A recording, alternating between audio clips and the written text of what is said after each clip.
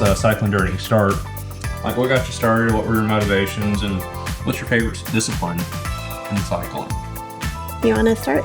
I would say the earliest time I remember riding a bicycle is, I immigrated from the Philippines, so it's not like we had the money to be able to afford it. So I was 8 years old, probably about the age of 10. I remember getting one of those 80s bikes that had the banana seat and the high-rise handlebars. Oh, yeah, the ape hangers? Yes, that was great. So that took me around the block and, but we lived in Chicago and, I had first generation parents who were really scared of everything around us, big city and stuff. So, Really? They never really let their kids out much. So that didn't last too long. And then, as I got older and, got another bike after I got my nursing degree and, did a lot of memorable rides,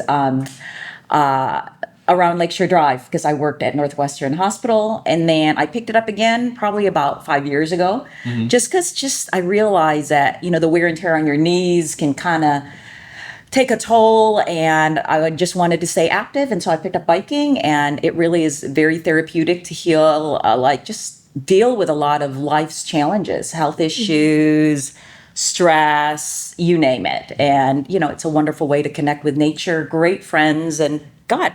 Yeah. Well, we're here today because of all this. Yes. Yes. Yeah.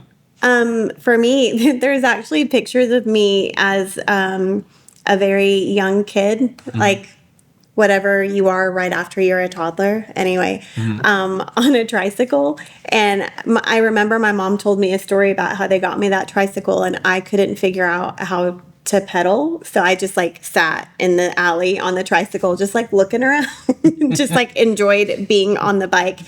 But as I got older and learned how to ride a bike, I was outside riding my bike and playing and running around as a kid. I've always been really, really active.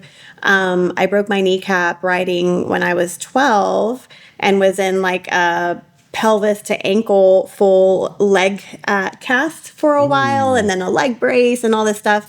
And being an immigrant, having immigrant parents, after that, my mom was like, you're not going to run, you're not going to ride your bike, you're going to get hurt again. And so it was actually as an adult that I kind of dabbled here and there. I've done the Fayetteville Ladies Duathlon a couple times, but I would say it was probably 2.5 years ago where I, in earnest, started cycling because I was doing so much training for running endurance events that it sucked the fun out of running. Yeah. And I needed to do something for cross training. And then just fell in love with the activity and fell in love with the community. And so then I just got really active in cycling. Then chill century for my birthday where we just pull a Judy there. Ride around and take a break for lunch, ride around and grab a slice of pizza. I want to go. It's literally what we did for Judy's. We that stopped and sounds amazing to me. That sounds perfect. You want to talk about your century? I was running when I was taking breaks between cycling, and I had completed a marathon. And when I started in the cycling world, I said, well, the goal to that is the century. So I figured, hey, let's do it. But another thing is it's good to keep life interesting, and you got to keep it dynamic so you don't become stagnant, and you just place a challenge in front of you and work towards it. And, you meet friends and people and find groups, and that's where you find your joy. I actually took over the Couch to Century ride last year just because they didn't have anybody kind of doing it. And so I wanted to help out Springdale Bike Club, and we did that. And in it, I figured, hey, let's meet my goal and help other people meet their goals as well. Yeah. And when you do it as a group, it makes it so much more bearable because a century is a heck of a lot harder than most people think. Right. But when you pace yourself and you plan well and you do your hydration and fuel well, you'll achieve it. Have you guys noticed it sucks to ride by yourself now that you're used to riding within a group? I would probably do it more if I was closer to the trail system. If I had a patient cancel, I can go hop out for an hour or something. But there's not really a safe place to ride where I could just leave my house and do a loop and come back. Right. when that bridge opens, though. I was eyeing that thing hard the other day. We rode it illegally, I guess, just to check it out last weekend, and I'm ready for it to open officially. Yeah. Like I was telling Alex, I think I was a guy at the old life because I don't research anything.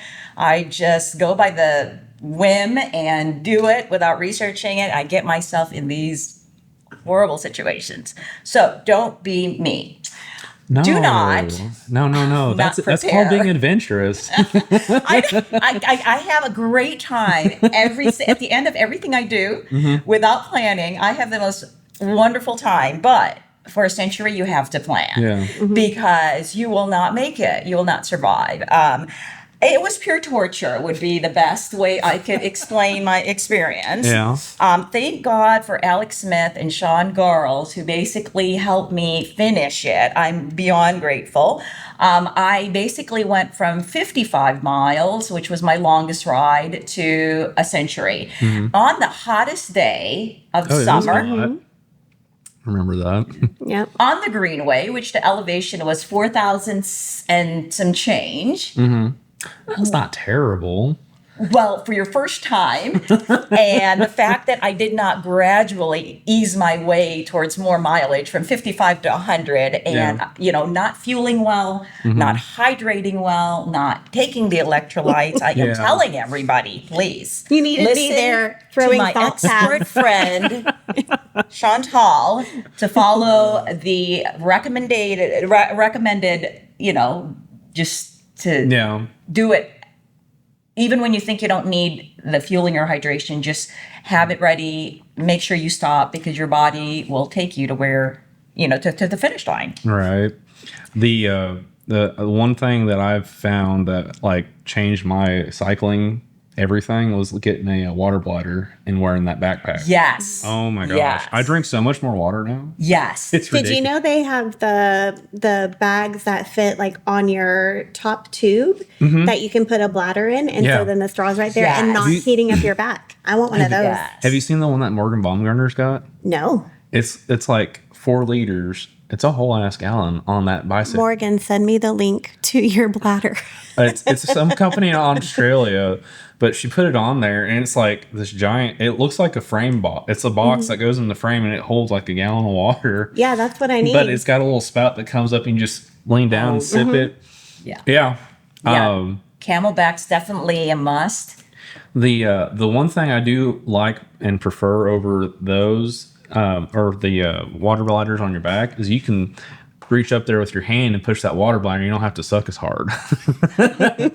Or what I'll do sometimes is if it gets, I get low and I get to about half the water, I'll squeeze it up real tight, and then I can flex my shoulders like this whenever I'm, standing up, and it makes pulling on that, because like if you're sucking air in and you're trying to suck water in at the same time, I get my water and my air pipe gets confused every once in a while. So it makes it a lot easier for me to drink water. I think for me, from a cardiovascular standpoint, cycling is so much easier than running. So if I could run and drink out of a Camelback, then cycling and drinking out of a Camelback is a breeze. I'm not that coordinated. I look like I have my stuff together. I don't. Yeah. Let's see. What? So you talked about the fueling. What was some of the issues you had with fueling? I did not fuel enough. I did not hydrate enough. So, of course, I paid the price that it took me. I was slow as a snail because I ran out of gas, and then I was in pain, I would probably say 3 or 4 days after the fact. When I've heard others who have done centuries and they're like, I'm like, are you sore? Were you super sore the next day? They're like, no, we're fine. And that's the difference between lack of training and training. Right. And then, of course, that day, the bad part about that day, besides the heat and the elevation, was square to square, Bike-a-Palooza. 5 million runs were going on that same day. So, of course, at mile 7 out of 100, I hit the pavement because I was trying to avoid people, and my wheel caught the pavement, and I hit the ground. I remember that. Yes. Yeah. Because I was trying to dodge people from all these, in between, like the runs. Yeah. It was a bad day to do It was so bad. So choose flat. Yeah. choose a, not so hot day and, fuel and hydration, you'll be good. Yeah. But they do say that if you are going to be on an organized ride, you do have to watch, the length of time that ride is going to happen, that you're going to have to support and time, adjust your pace according to that ride, because once they close down and close shop, you won't have your fuel supplies, whatever, unless you have it on That was kind of the cool thing about you riding during all those events is like there's plenty of support out on the trail. That's why I chose that day. Yeah. But the key is you can do a century on your own. You don't need to be organized. You don't need to be going fast. It's about finishing within 24 hours. So if you want to do it in an enjoyable way, which we did, it took us forever, but we stopped and listened to bands and we had snacks on, Had tacos. you do you. Whatever allows you to enjoy the process, do it. But if you're in an organized ride, you have to be aware of when the finish time is, when the lack of support is going to be there, and make sure you meet the pace. Chantal, how do you feel about the Couch to Century season this year? I'm having fun. It's interesting. The crowd that comes out. Sometimes it's new people, but we have some of the same regulars that come out. I think it's building well. I'm curious to see what people end up deciding to do with the endurance they're building. All right. And that, that was the thing. It's like I was expecting, like, we did Judy's last year, right? We had like a consistent 5 people, and sometimes we'd have like 8, but we've had 10 plus people at every ride, seems like, and that's impressive because it's like, oh, we just put it out there and like, oh, it's amazing to see that this many people want to go and do this, and they're like trying to keep up and do it as best they can. So that's been really nice. Yeah. And then we've been doing a lot on the nutrition and fueling. Yeah, so I'm actually a certified eating disorder specialist in my real job. And so nutrition, I just think, is a really important part. And one of the things I talk about with my patients a lot as they're getting into recovery from their disordered eating, and looking at using movement in a therapeutic way, is like, yeah, movement is great. It's great for your mood. It's great for your sleep. It's great for keeping your joints mobilized. It's great for socialization. Yes. But if you increase your movement, you have to increase your intake. If I'm going to go on a long road trip, I don't hop into a car with a quarter tank of gas and hope I make it. I put fuel in my car before I go. Yeah. Right. And so fueling, for me, is just such an important part, especially as you're looking at starting to build up distances over time. And so that's one of the things I think a lot of people forget about, like poor Judy did on her century. And it makes just such a big difference in how you feel. So everybody's body is going to be a little bit different. So part of your training should be playing around with your fueling and seeing how you feel with different approaches. But a general rule of thumb is 30 to 60 grams of carbs per hour during the ride, but making sure also that you're adequately fueled and adequately hydrated before the ride starts. And you should be drinking throughout the ride. Matt Barlow says if you wait until you're thirsty to drink, or if you wait until you're hungry to eat, you've waited too long. Yes. And also remember that hydration includes electrolytes also, because if you're just drinking water and not replenishing your electrolytes, then your electrolytes in your system are going to get diluted and you're going to feel like crap. So that's important. I've been keeping magnesium tablets in my bag, in the little pouch on the back, on the very bottom there by my speaker. So it's like if I start to cramp up or anything, I take those immediately, and then about 30 minutes later, I'm usually pretty good. Those little fuel pouches that are I don't use Noon specifically. I forget the name of them, but they're like an SIS one. They're not as quality as SIS, but they're also only $2 instead of $4 a pouch. Oh. Because I burned through a bunch of those. Yeah. But it's like they're 200 calories of carbohydrates and then some electrolytes, and it's all in an aqueous solution, so it's like immediately absorbable, and that's really nice. Cool. But they're and then got a little bit of caffeine in there for good measure. So I forgot where I was going with this. I like to chew things. So, like this morning on the ride, we did just under 45 miles this morning. And I had baked up a batch of apple cinnamon baked oatmeal. And so I'll bake them in muffin cups and pop them in the freezer. And if I know I have a long ride, I'll just take out one for each hour I'm expecting to be out to thaw on the counter. And then I'll pack those in my RouteWorks handlebar bag. And yeah, it's nice to have that.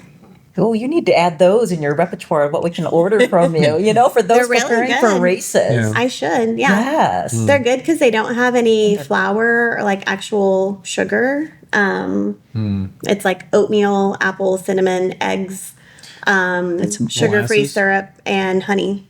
I will say for those of you listening or watching, if you are a salty sweater, if you're gritty when you're sweating, if you notice white lines on your clothing or on your skin after you're working out, you probably are a salty sweater. They do make decent tasting salt tabs. And so like I've found for me as a salty sweater, I do drink liquid IV on a ride, but especially in the summer when we're sweating more, I also will have a salt tab as well. And I found that I feel so much better Yes. when I have just like a little bit extra sodium that way. And usually I'll just do like, unless it's a really, really long ride, I'll just have like one in the middle. And that's a big help. Yes. I discovered a really weird and funny hack the other. This was like 2.5 years ago. Me and Charlie. This is the day I met Charlie.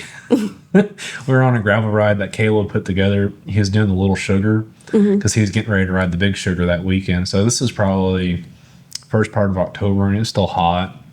But I had some algae growing on that blue water ball that I had, and so I was like, okay, I clean this dude out, and I cleaned it out. And I couldn't scrub the bottom. I didn't have anything long enough to scrub it, so I took some bunch of rock salt and I shook it up like that, and it scrubbed everything. And it left the water really salty for like the next couple of refills. But it's like, oh, I did really well on those rides. So So sodium is good for you. yeah, sodium's a so really good good. thing, and I should probably be adding about a teaspoon to about that every time.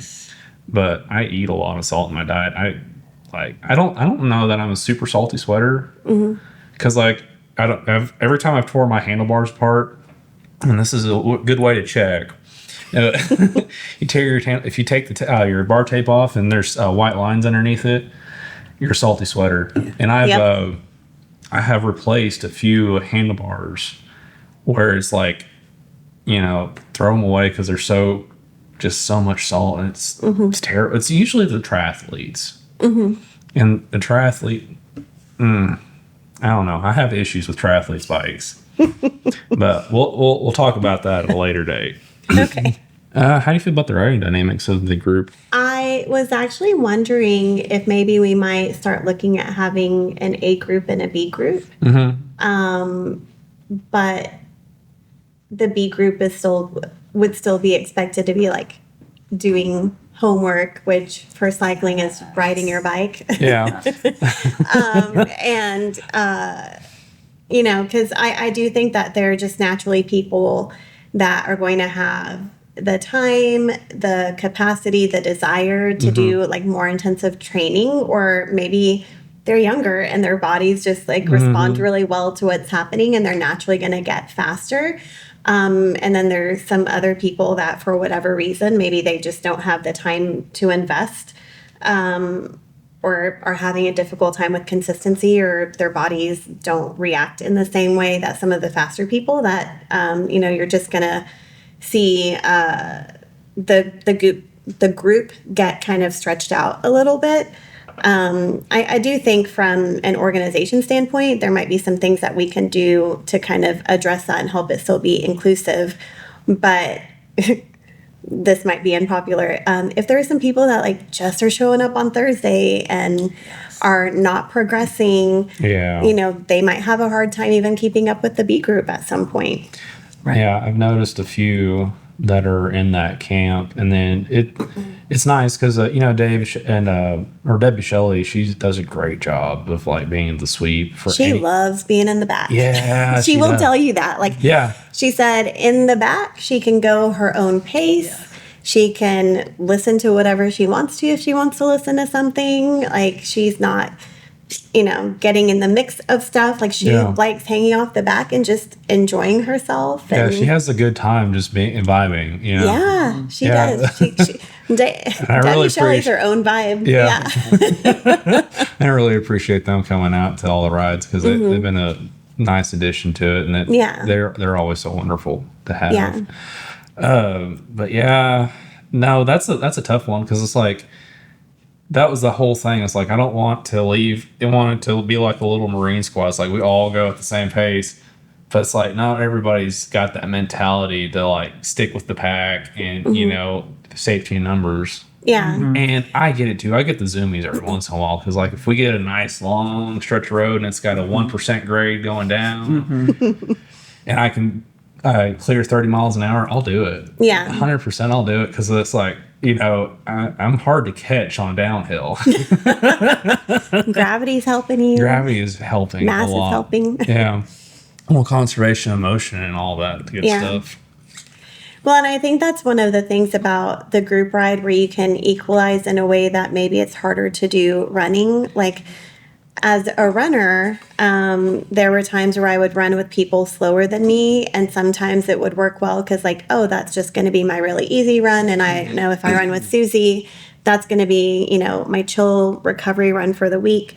But there's only so much I can slow down without messing up my mechanics. And there'd be times I would have to have like a really exaggerated bounce because this person runs 3 minutes per mile slower than I do. Right. Where with cycling, you can coast. Mm-hmm. Like I get that the fast people want to go really fast. And if I was naturally really fast, maybe I would have a harder time moderating my speed to chill with slower people. But I do think part of Couch to Century is it is a training group, and so maybe the people that are naturally really, really fast might need to pull back a little bit on that ride, and maybe the people that are having a harder time with consistency or maybe are naturally a little bit slower, like that can be a good time for them to challenge themselves to pick up the pace a little bit. Yeah. But if everybody knows, going into the week, going into that ride, like this, I'm going to pull back a little bit or I'm going to challenge myself a little bit and we're going to figure out the middle. I think you can get stuff figured out. Yeah. Well, I mean, the key is safety in numbers, just like you said, Alex. And so we all have to make a sacrifice to compromise for the group between the faster and the slowest group. So we all somewhat stay together. And that's one thing great about Springdale Bike Club. This is why I enjoy this group, is because everybody makes sure that they are accounted for, that you are not left in the dust, that even if there's faster people than you, you'll see at some point along the ride, they're waiting for you up ahead. Yeah. So there's nothing you need to worry about. But yes, you do need to do your homework. If you can't do long rides, do a bunch of small rides so that you're keeping your legs moving and, muscle strength and so on and so forth. But as you get on in the miles, you really need to be doing where you have one long ride, which will probably happen on the weekends, and then one short ride sometime where you can fit it in during the week just to keep up. Yeah. Well, I think that shorter ride, you need to work on like speed intervals and hills. Yeah. So your longer rides should be your, like, in terms of pace, easier pace. And your shorter ride should be where you're like challenging yourself with speed and resistance and that kind of stuff. And if you have a good mix of both of those kinds of rides, you build endurance over time. And it's like we were talking about earlier with the reward of like people were pulling a faster pace on that flatter course that they did over there in Fayetteville was the proof in the pudding, So like all the stuff I've built has been over 1,000 feet of climbing per ride.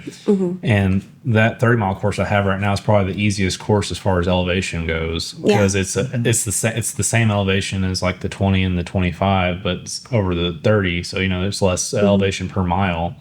And usually where I'm at over there, if we're talking about, like the Huntsville area and the Spring Valley area, whenever I'm out there riding around my parents' house, whenever I was still living with them, it was 100 feet per mile of climbing. or for per mile down the road. So there's 100 feet of climbing per every mile. You know, the trail system here, it's like 50 to 75 in some of the more mountainous areas. So that's why I was like, oh, we should go to Goshen, because if we go to Goshen, we're going to see some serious hills. And it's like, you know, it took us 8 minutes, a solid 4-mile-an-hour pace to climb up that one hill over there on Haverton. That hill made me want to just die on the side of it. It just kept going and going, and I was like, I've got to be almost there. I've got to be almost there. And then we turned a curve and it got steeper and I had to walk my bike for a hot minute. I do think it's funny though, Judy, I have got a funny story. You said something about like with Springdale Bike Club, nobody leaves you in the dust. Well, our first day of the Katy Trail, poor Dave Shelley, he had a flat. He was on tubeless tires.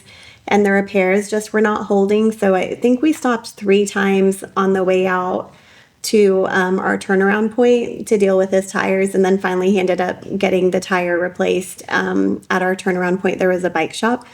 But like on the way back, I was hungry. I was tired. I was ready for a shower. And apparently him and Morgan were side by side. And at one point they were like, I guess Chantal's ready to get back. He was like, yeah, I looked up and all of a sudden, like, you're going like 18 miles per hour and your head's just down. You're just vibing and you just took off. And I was like, that's my thing. Like, even when I was working with a running coach, if you have me do an out and back, I'm going to mob out on the back because, like, I'm ready to get back.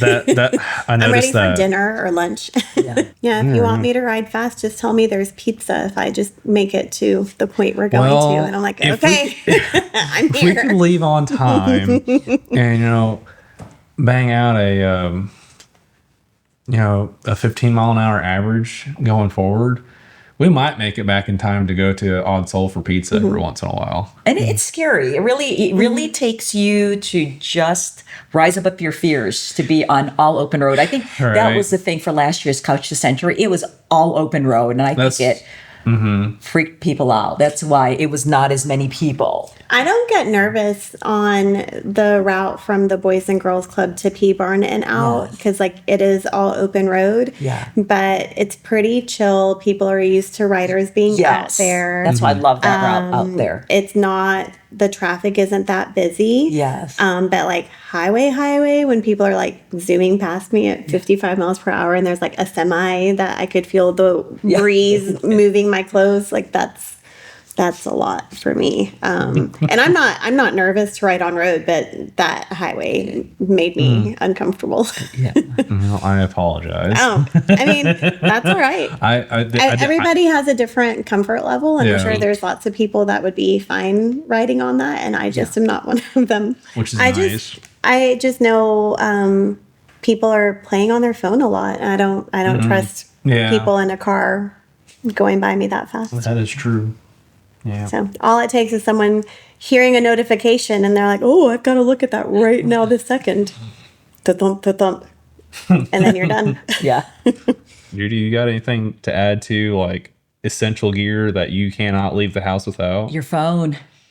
Yeah. Can't go without your phone because Yeah. emergencies, you can call somebody, you can download maps so you know where you're supposed to go, tire repair kit, and know how to change tires because you're going to be out on your long bike rides. And believe me, like everybody else, you're going to bust a tire and don't expect Jesus Christ to come down and repair your tire because it's going to be you knowing how to do it yourself and fixing it so you can carry on with your ride or get home. Yeah. And then you have your phone in case somebody needs to pick you up. Yeah. No, Carol Tanner the other day got out on her tricycle and she got out without her little bag of goodies. So she didn't have her flat repair kit, and she pulled up and she was just dragging her tricycle behind her. I was like, "Hey, let's fix that real quick." And she's like, "Oh, can you?" I was like, "Yeah, I can fix that." So, long story short, I got that all fixed up for her because it's like, it's a tricycle. I've worked on tricycles for a long time, and I think I had that in about 4 minutes. So, which is pretty good for a tricycle. But I had help. Morgan was there. He was able to hold the frame up, and I was able to mount the tire back up. Yeah. And then I got cookies for that. That was wonderful. Oh, that's good. Yeah. If you guys ever want to bribe me, cookies. Yeah, Carol's the best. Yeah, her cookies are wonderful. So many good people in SBC in the cycling community, just as authentic as you Yeah. could get them. All right. Well, and back to the flat repair kit. That's a non-negotiable for a bike ride. Like there might be people on the bike ride that carry, tubes and stuff. But what happens if they get a flat and they gave you their tube that they paid for? So, Yes. like, it's different to be like, oh man, we were on this road and there was a lot of debris and I brought a tube and I got a second flat versus I just assumed someone would take care of me. Yes. That's kind of a courtesy deal. I always try those scab patches before I do a full on tube repair, and then I try to dig everything out too that I can whenever I got that tire off of there. Yeah. You might prick your finger and it might hurt, but it's a lot less painful overall to get that little finger prick than it is to have to walk 20 miles back to your car. Yeah.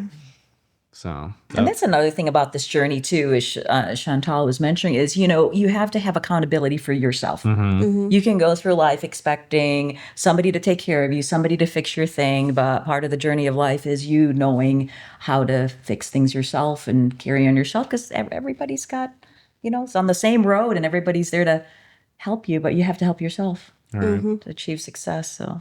yeah, and everybody will appreciate you being able to change a tire. Yes. And those wet CO2 cartridges are awesome because they're very small and compact. If you're, for the ones with the tubes. They're so tiny and my hands are so big. I always get freezer burnt. Yes. There's the CO2 and then there's the device to The there's regulator. the adapter. Yeah, the inflator. Yes. So I got a flat and I had a repair kit. And Morgan was helping me change out my flat, and he had one of those CO2 cartridges, and he didn't realize that the regulator was all the way open on it. So he goes to air up my tube and basically just made it into a balloon animal, and it just blew open. And I was just Oh man. well, I had an extra tube. He's like, you can have one of mine. So if you're going to use one of the red Zeppelin regulators on your CO2 cartridge, please make sure that the regulator is closed before you attach it. I've warrantied out a bunch of those. They're great when they work, but something about the regulator and they get stuck wide open, and then they do that exact thing, and then you can't stop it once you're without just pulling it off, and then you have a little rocket. Yeah. Whenever it comes off and it's wide open. So when I worked at the bike shop, I think the worst day we ever had was one summer there in 2019. I think I'd been working there about 3 months, and I was getting to be the go-to guy to change tires. And then I had at least 3, and then there was at least 2 other guys that had a blown tube experience, because we were trying to we'd mount them up on there, and then we'd hit it with the inflator. And sometimes just tubes are just bad, and it's just the luck of the draw. Sometimes they're not quite thick enough, and then they'll blow out the side, or they'll curl up underneath the tire and come and pinch themselves, and so yeah. Then that's why I'm not the biggest fan of CO2 inflators. They're nice for mounting hard to mount tires, but to get up to pressure, I'd rather have a hand inflator. Yeah. Yeah, they're that's my little soapbox. All right, so we've talked about emergency equipment, and then we're coming up on the end here. All right, so what's next for y'all? Are you doing are you going to try another century, Judy, or is there a daily mileage goal that you've got, Chantal? I think I still have PTSD from my first century, so It's been almost a wait to get over year, that. Judy. No, actually, I'm going to explore new cycling routes. I'm loving gravel riding. It's just different. Yeah. So do that. Destination biking adventures. Yeah. Are you still struggling? And mountain biking ride, because Caleb's little suicide ride got me fired up to realize how exhilarating life can be when you're almost dying. So you're still starstruck with your Kona. I am. No, but when you push past your fear and actually just live life, that's when you feel fully alive. Right. When you just try things When and you you're like, almost oh my kill God. yourself. Oh my God. But you don't. But you know, when you think about it, I believe when When it's you your have a near-death time, experience. yeah, And you're when it's your time, it's your time. You could be getting struck by lightning while you're walking to the grocery store. I don't know, but I am going to be dying doing exactly what I love to do. Right. That's my plan. I often joke, it's like me and Death are going to be there. He's going to be like, well, I finally got you this time. Oh, you asked me about if I had mileage goals. I do not. I was planning maybe this weekend to come up with like an unofficial training plan. I've been kind of going back and forth between a gravel e-bike and my Roubaix, which is a road bike that's a little more robust than a regular road bike. It was kind of like created to be able to do cobblestones in France, if I remember correctly. So what I would like to do is some like conditioning, endurance, building pace kind of stuff, because I eventually would like to get back on the Roubaix full time and not need my e-bike at all. And like when I go out to the Katy Trail again, it would be nice to not have to worry about is my e-bike charge and this, that, and the other. And I actually have found that unless I'm doing a lot of climbing, I actually do prefer my regular road bike. It's easier, it's more nimble, it's more responsive. So yeah, I'm just gonna look at kind of building something, and I'm sure it will include some Peloton Power Zone rides, because then if I'm riding by myself, I don't really have to worry about safety. But that, and then I typically do the SBC rides that Morgan leads on Sunday and Couch to Century on Thursday. And then I'll usually ride like a good amount Friday and Sunday too. So that Yeah. Friday through or Thursday through Sunday is probably when I get the bulk of my miles and do like at least 30 a day. Yeah. All right. And then where can people find y'all at? Like, do they follow you on Strava, Facebook, Instagram, or? I'm on Strava. Nothing impressive to see there. If you like food, my bakery account is on Instagram at Pedal Baked Goods. And I've got like, I just show pictures or some. I actually made a almost like a video of making macarons and filling them and stuff the other day. But that's, if I'm not working or on my bike, I'm probably baking something. So, Yeah. but my personal account is private. Okay. I'll be in the highways and byways and as often as I can, because it's very therapeutic to be out there. And I'm on Facebook and Instagram and Strava. Guys, she's not joking about the highways and byways. I've literally seen Judy everywhere on a bicycle. I get around. Well, I'll open up Strava in the afternoon after I get home and I take my nap, and then there's Judy out there riding 45 miles, doing just like literally in the most remote part of Arkansas you could think of, and there's Judy. looking for Yeah. another adventure. Right. All right. It makes for good storytelling, doesn't Oh, it? yeah, it does for sure. So thanks for joining us again on the Local Legends Cycling Podcast. Our two guests have been Judy and Chantal. Thank you two again for being here. I'm glad to have had y'all. Yeah. Caleb has been super busy, and we now have a website. You can find every flavor of way to support your podcast addictions there. We are on all the major platforms. We have an RSS feeds. I still don't know how those work.